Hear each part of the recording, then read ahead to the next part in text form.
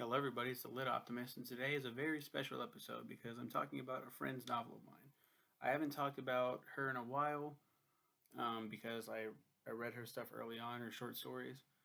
And then, would you believe it, she came out with a book. And I think I mentioned that in the other reviews. But I bought it. It's going to be reversed, but oops.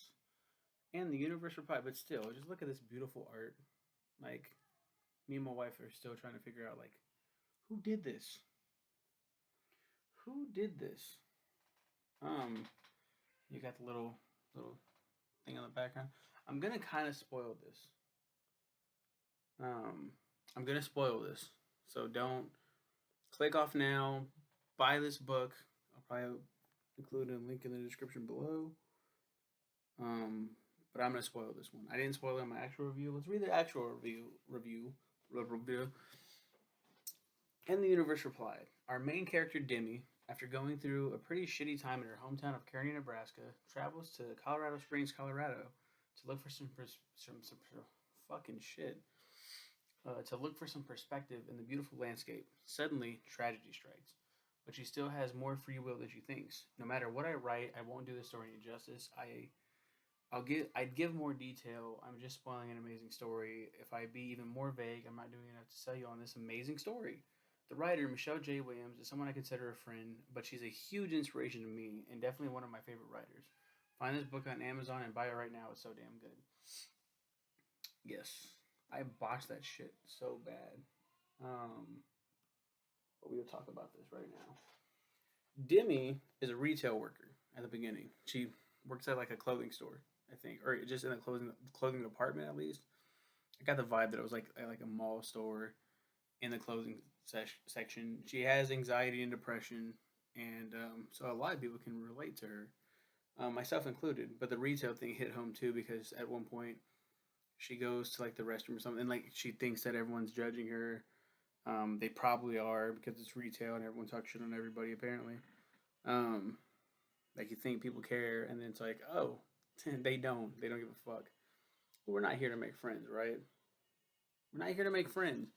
Fuck you, you know. We're not here to make friends, but we're not here to make enemies either. So why the fuck are we? What are you talking about? And like, there's a scene where it's like, oh, they're probably joking like she's probably gonna have a nervous breakdown again, haha, probably another panic attack, and then like she's in the restroom and she's like crying, and there's like a horrible customer that she gets, and they go off on each other. I'm pretty sure I'm doing this right. This is off memory. I'm pretty sure she gets into it with somebody in here. Yeah, like I did you see how flirty she was with that customer earlier? Like, I know your sales are lagging, honey, but come on, one said, making the others cackle like witches. Oh, please, she does it for the attention. She couldn't care less about doing her job. And, yeah, typical. When I was her age, I had two jobs, kids to feed, and not a goddamn person to help me. God, ain't that the fucking truth? And then, you know what's fucking funny? You know what's hilarious about that? Just a little side note. Personally, I got paternity leave when I worked at the Wally World. And it's like 4 weeks, 4 weeks, 6 weeks. It was 6 weeks, I believe. Whatever, it was 6 weeks, and I got the time off. I got paid, and I was telling people like, "Hey, I'll see you guys when I get back. I got paternity leave." And they're like, "I didn't even get paternity leave. How did that's that's great. How do you get that?" I'm like, the company has it now. I'm sorry that the company didn't have it when you had a baby. I wish you would have got that. Really shitty you went through that. Anyway, deuces. I'm going. What the fuck? Really? Like, you're mad about that? You're mad at me about that? You're not mad at the company about? Okay, cool. Typical. It's entitled generation. Okay. Bye. See you. See you later. Um. So I think she quits her job. Like she hears them talking shit and like she quits. She's like, "Fuck you guys," and she quits. Which good for her. Hmm. There's a woman that goes off on her. Yep. What about my fucking shirt? It's just a shirt, honey. You can replace it. She said slowly as if I was the stupid one here. They talk to you like you're a fucking child. And it's like, I'm fucking 28. Stop talking to me like this. This part right here, the beginning, hits me so hard on a relatable level. It's like, man, I've gone through this exact shit. When I'm talking to people and they're just like, you're whatever. I just went through something at work where it was like I was talking to somebody about another coworker, and she was just going off, and you can vent whatever, but she was like going off on this girl, and I was like, man, she feels very strongly about this girl. Like she's really pissed off about it, and she was like, she is worthless, and I was like, ow, because I know damn well when I got fired from Walmart, that's what everyone thought about me. He's fucking worthless. What a shitty father. What a shitty human being. Fuck him. I hope he dies. Hope he kills himself. That's how it feels. So, anyone that is thinking about going to retail, just don't even give it a try if you want. But man, woo! Especially those old people. Oh my, so many entitled ass old people. There's a friend of hers that's younger than her. They hang out. They're smoking cigarettes together. She's feeling kind of like I'm butchering this. She's kind of like the vibe that I got from it was that like, oh, I'm kind of getting like messed up. Like she's like she thinks like she's being a burden on her friends. Um, Again, relatable. Like I used to have a group of friends, and I was like, oh, I'm the needy friend. I'm the one that's like I'm the one that doesn't want to go out, but also wants to go out. And when I want to go out, it seems like I'm hitting them at the most inconvenient of times. She decides to embark on her own journey by herself to Colorado. Like, I'm just gonna go to Colorado and just do some soul searching. And as you can see on the front of this beautiful cover, I can't stop stressing that enough. She's sitting on top of a waterfall on this rock. She's looking out, kind of lost, kind of searching. What a more how beautiful, what better way to convey that message and to like paint that picture of searching for what to do next in life. But wouldn't you believe it? She falls to her death. She falls down, bangs her head against the rocks. There's blood. It's bad. So, so bad. Her soul, though, transcends. And she speaks. I forgot the name of the character. But she speaks to someone else um, astrally in the astral plane. And they go over like the meaning of life and everything else, and they're just talking. They're just shooting the shit, chopping it up. I want to do my best. I probably should have read it again. It takes a turn. I was like, oh my god, what? Was this yours? Is this real? Are you God? Which one? They replied with a smile. Their teeth shine like little stars in their mouth. Well, I don't know. I don't really believe in any of them, I guess. I am not God, not the one you think of. Then where is he? If I am correct, he only caters to those who claim to know him. If you do not follow him in life, you will not meet him in death. Great, so I'm going to hell, I thought pathetically. Fucking great writing.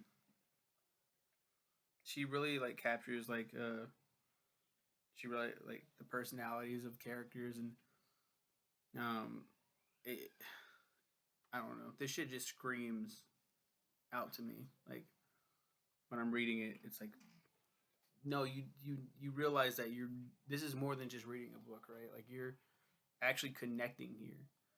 A lot of books, especially like old books, are fun to read, but I'm not connecting. I'm not like oh shit, like gravitating to it and like this is great. Stephen King is one of the best writers. I talk about him a lot on this channel, and in general, I read a bunch of his stuff. I just read his one of his, not an autobiography, but like a study of horror. Basically, I just got done with it, and I'm reading now Fairest of All by Serena Valentino, which is really good. But like It's called Dance Macabre, by the way, the Stephen King uh, study of horror. I didn't connect with that one. It was a nice read, fascinating at times, but kind of heavy, kind of word heavy, and it's not like nothing's happening because he's just talking about movies and stuff.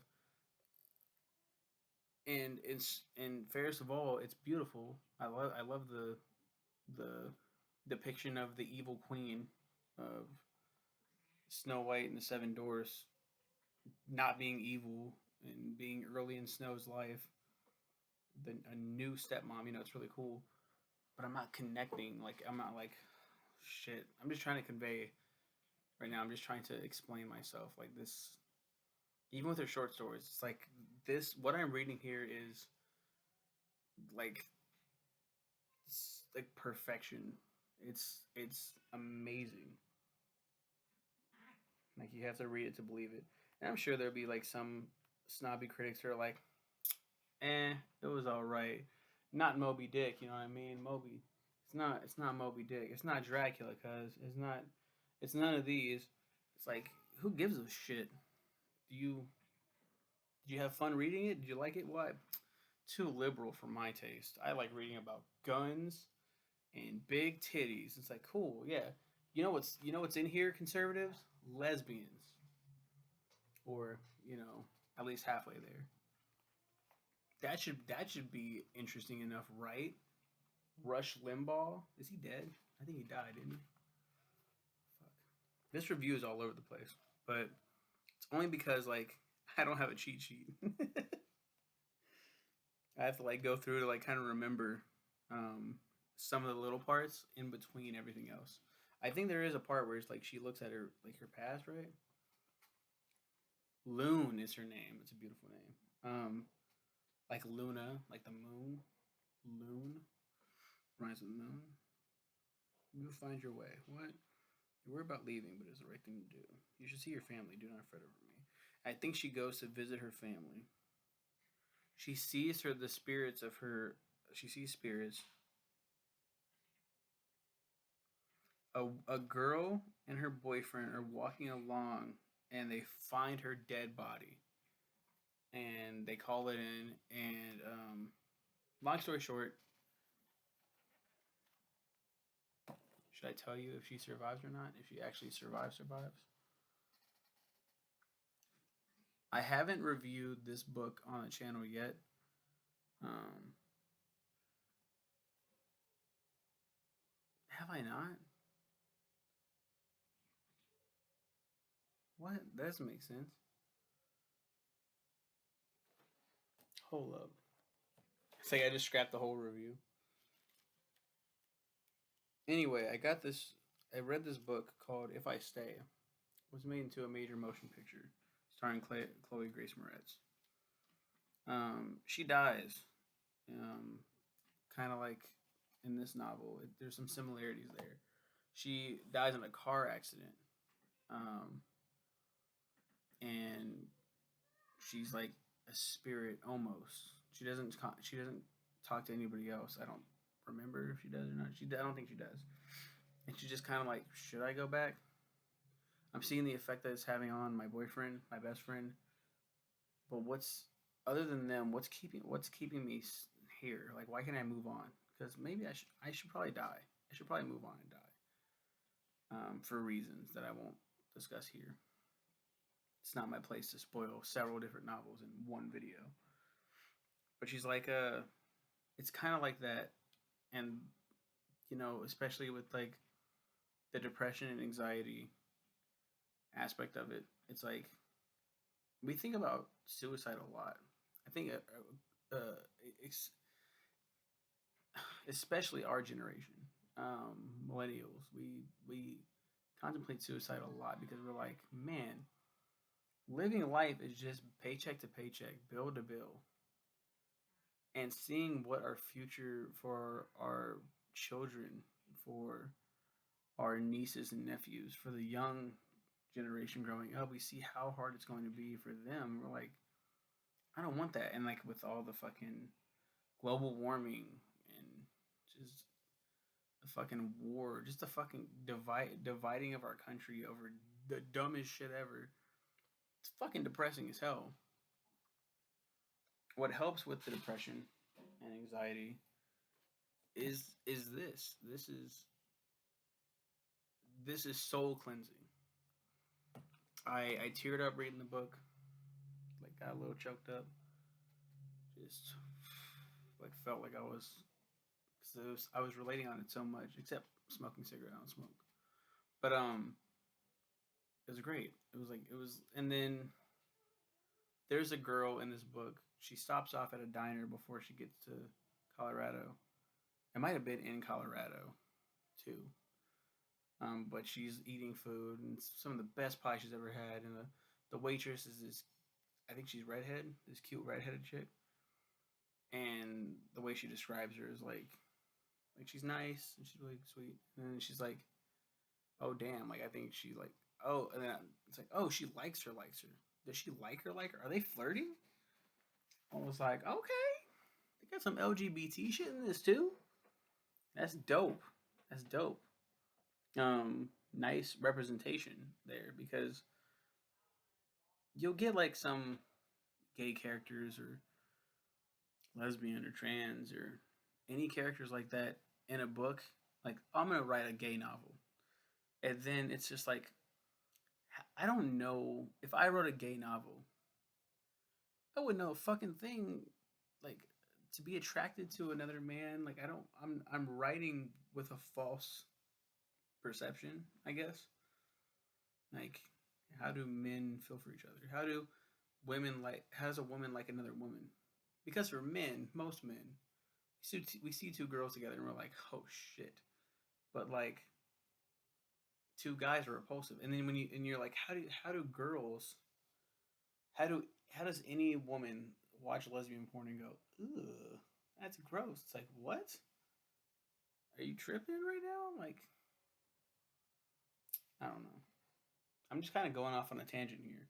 My point is that this is a great book, and I've spent nearly 20 minutes rambling about this shit. And Michelle's gonna watch this video and hate it probably. I am doing this such a disservice. Link in the description below. Read it yourself. I gave you a little taste of it. I'll read the back for you real quick. Demi has always struggled to understand her life's purpose. Sadly, it doesn't seem to be getting any easier. Wrongfully terminated from her job because of the customer, so she was terminated. I read this when I was at Walmart too, so that like fuck. Wrongfully terminated from her job and stuck at home with her bitter, neglectful mother, Demi is succumbing to an ever-looming cloud of hopelessness. She needs an escape, but when a spontaneous late-night adventure with her wise and aberrant neighbors, Sabrina, and her eccentric teenage friends goes from one of the best nights of her life to the worst, she finally decides that she's had enough. Demi retreats from her hometown of Kearney, Nebraska, and heads west for Colorado Springs. There, she gives the world one more chance to reignite her will to live. After meeting a beautiful stranger and finding solitude in the forest, the world seems to have delivered. However, fate has other plans. Demi still perishes in the mountains, but not by choice. Now, trapped on the other side, she befriends a celestial spirit named Loon, who opens her eyes to how strange yet beautiful the universe truly is. Humbled, Demi is ready to let go and accept the afterlife until a beloved ghost from her past intervenes. She soon discovers that her time on Earth may not be up after all. In fact, she may be needed there more than she ever knew. That kind of spoils it a little bit. I got some criticism, Michelle. That's kind of spoils it just a little bit. I feel bad that I'm spoiling your novel through you. You know what I mean? Not really. I'm just fucking around. I'm gonna have to message her right after this video and be like, "Hey, I am so sorry. This I just reviewed, bruh." But you guys have a good one. Please pick up that book, or and you guys have a good one.